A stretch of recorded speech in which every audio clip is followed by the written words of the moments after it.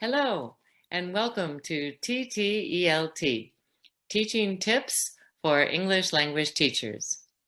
I am Dr. Aileen Hale, the COO of TTELT, and I'm here today to share with you about the topic, Acquiring Fluency with Jazz Chants.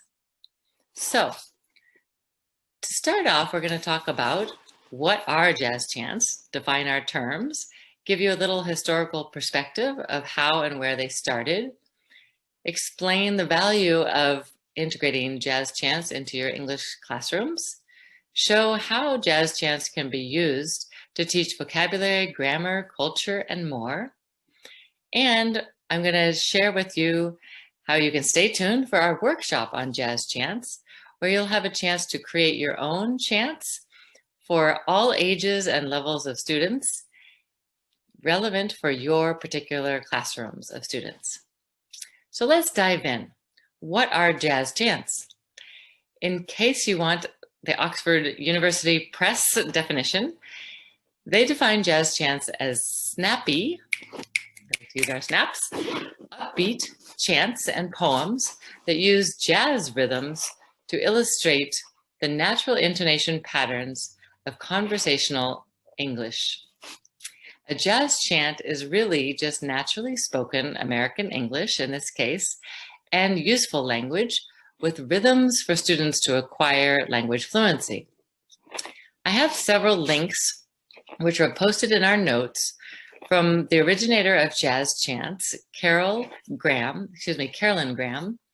She was originally a jazz musician in New York City, and she also was an English language teacher.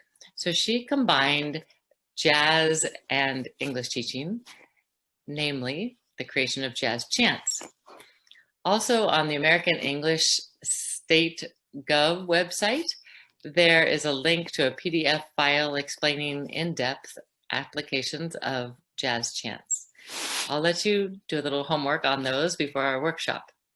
I'm going to give you a quick clip of Carolyn Graham as she introduces the concept, and I'll take it from there. So here is Carol Graham giving a beginning explanation.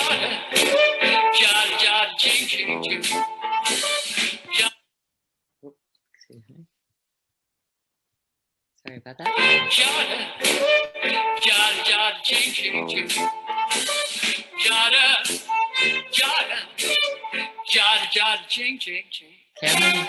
Carolyn Graham. 1, 2, I like you. 1, 2, I like you. 1, 2, 3, you like me, and I like you. The jazz chants are really very simple. That is, the language we're talking about is the everyday, natural spoken language. Nothing fancy, nothing complicated. Natural spoken American English with an awareness of the rhythm, which is in there. They have a lot of advantages. One of the big ones is you can work with any sized classroom. A lot of teachers are dealing with 50 students, 100 students, no blackboard, no equipment. But you see, with jazz chants, you don't need a blackboard. You don't need equipment. All you need is yourself, the rhythm. The thing I love about this video is... So that's a quick introduction with Carolyn Graham. You can watch her full video and learn more about it in our upcoming workshop. But until then, I'll give you some brief benefits of jazz chants. As she mentioned, they use real, naturally spoken language. I'll give you a quick example. Most of you are familiar with the song, "If You're Happy and You Know It, Clap Your Hands." So let's turn this into a jazz chant. First, you start with a rhythm. Let's do it. 1, 2, 3, 4. 1, 2, 3, 4. You can do this a number of different ways. I'm doing it tapping on my computer and clapping my hands. You could do it tapping on your desks. So you get the rhythm set with the students, and then you start with the song. So ready? 1, 2, 3. If you're happy and you know it, clap your hands. And you can do this very slowly, okay? If you're happy and you know it, clap your hands. If you're happy and you know it, then your life will really show it. If you're happy and you know it, clap your hands. See how easy that is? But it's very important that you get the rhythm first to set the stage and do it slowly so the students can capture the rhythm with the songs as you build them, and not necessarily songs. In this case, it was a song, but normally it can just be a chant. They can be used, as you mentioned, in classes of all sizes and all age groups. You don't need any resources, which is so important for a lot of us globally that don't have a lot of resources. You don't need Wi-Fi. All you need is you and your rhythm. And you also don't need any special musical ability, which I don't have. So if I don't have it, you don't have it, don't worry about it. You don't need any special materials. You just need your voice and some rhythm.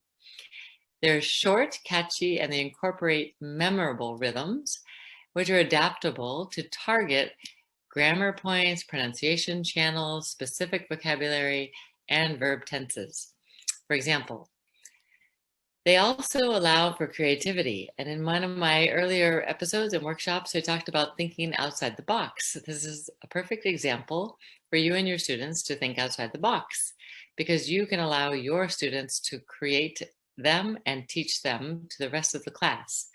For example, when we talked about if you're happy and you know it, clap your hands. Now break your students up into pairs or small groups, have them brainstorm adjectives such as tired, sad, whatever the cases might be, and then a command related to that adjective. So for example, I'll say, go back to the rhythm, 1, 2, 3, 4. If you're tired and you know it, go to sleep. If you're tired and you know it, go to sleep. And you can act these out. You can model going to sleep, all sorts of things. But that's just a quick example. You can have competitions and have students teach each other their jazz chants in groups, do performances. It's a lot of fun for all ages. Why jazz chants are good to use? They support the development of natural spoken language and pronunciation. They build vocabulary and natural fluency. They're short, easy to remember, and fun to practice. You can do them with charades, building in like TPR, where people have to guess what they're doing, acting out the words tired or happy, for example. Have competitions and performances. Vote on which is the best jazz chant of the class. There's so many fun ways you can engage your students with these.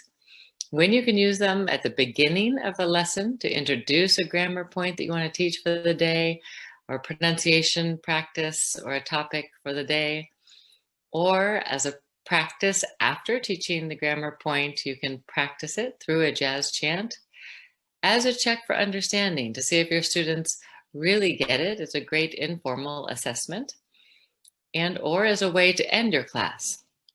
Finally, as a homework assignment is also a great way. Have them go home, brainstorm 10 more adjectives and commands with their brothers and sisters or parents that they can share back in class in small groups and their partners, and then perform for the rest of you. How do you use them? You can write them on the board for visual learners. You can chant them with the class for your auditory learners. And another example, you can make a class book of jazz chants for everyone to learn from.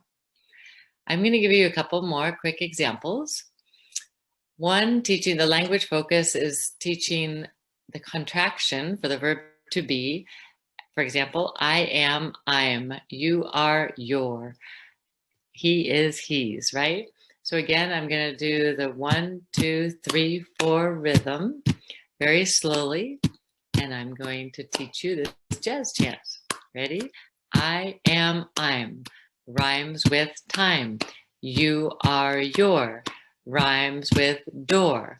He is, he's, rhymes with please.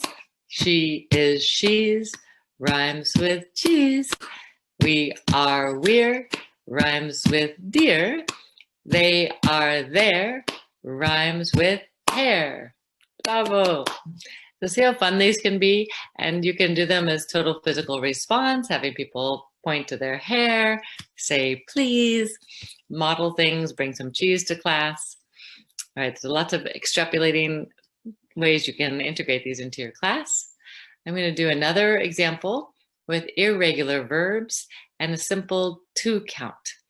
Again, I'm going to give you one more way. Just do it like a snap and a clap. Snap and a clap. 1, 2, 1, 2. Set the rhythm first. That always takes a few seconds to a minute with students. Get everybody doing the rhythm before you introduce the words, because it gets really confusing when you do both at the same time. All right, ready? Say, said. Stop on red. Eat, ate. Don't be late.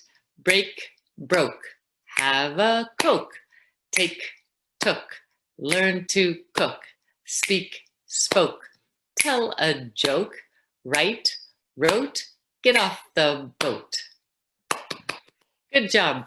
And again, this provides a way for students to hear all these irregular verb tenses without worrying about memorizing them. They become subconscious.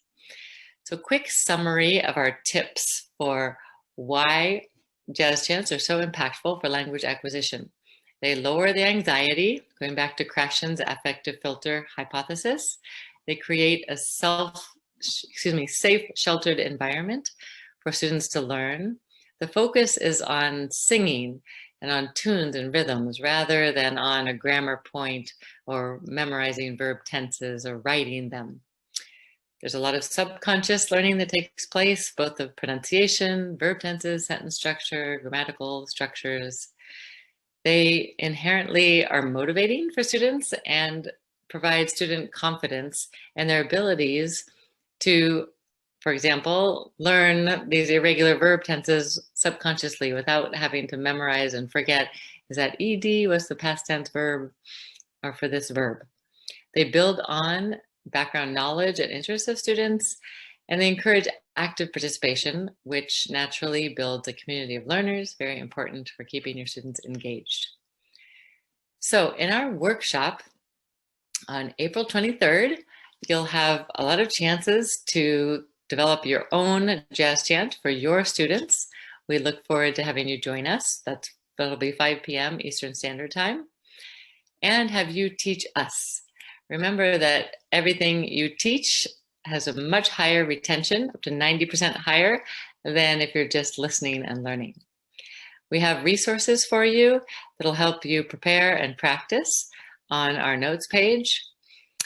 Stay tuned for some upcoming workshops. The first one in April will be April 2nd with me on thinking outside the box. If you haven't already listened, you can hear our episode, which is on our website on thinking outside the box, and then I will engage you in more in-depth hands-on practice of ways you can think outside the box. This is offered 2 times, either April 2nd at 5 p.m. Eastern Standard Time or April 3rd, 10 a.m. Eastern Standard Time, to provide an opportunity for listeners around the world to engage with us. Another upcoming workshop is April 6th at 2 p.m. GMT, which is 8 a.m. Central or Chicago time. This is a workshop on intercultural communication tips with Amy Alice Chastain. Another one in April, Friday, April 17th, 10 a.m. Eastern Standard Time, with Jesus Villegas, creating a photography club. And once more, my workshop will be April 23rd, 5 p.m. Eastern Standard Time, acquiring fluency skills with jazz chants. Sign up for these workshops on our events workshop page, TTELT.org. At the end of every month, we have TTELT Talks. This month will be April 24th, Saturday at 5 p.m. Eastern Standard Time, where we engage with you from our teachers from around the world on topics that interest you. We have great discussions. We'd love to have you join. Don't forget that we are now an official 501c3 under the name of Rhodes Education Foundation. All donations are tax deductible. When you donate, either through our Facebook page, which is Rhodes Education Foundation, or at TTELT.org, your contributions go not only towards continuing our podcast development and workshops for all of you, as well as our new professional development courses for credit, where you can get university transcripts for 1 credit and engage in asynchronistic courses. Gina and I recently developed one entitled Engaging Teaching Tips for English and Foreign Language Teachers.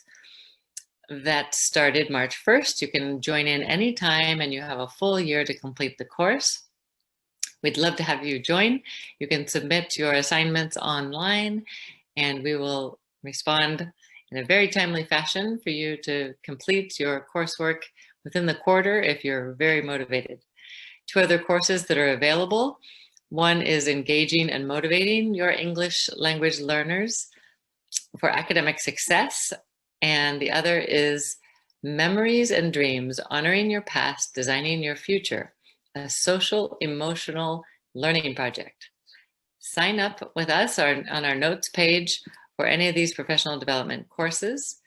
Join the TTEL team with a voicemail or a TTELTinfo@gmail.org. Send us an email.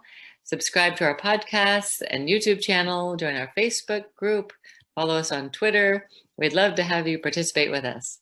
Thanks for tuning in today. This is Dr. Aileen Hale, COO of TTELT. Look forward to seeing you in our workshops and hearing from you in our upcoming episodes. Have a great day. Thank you.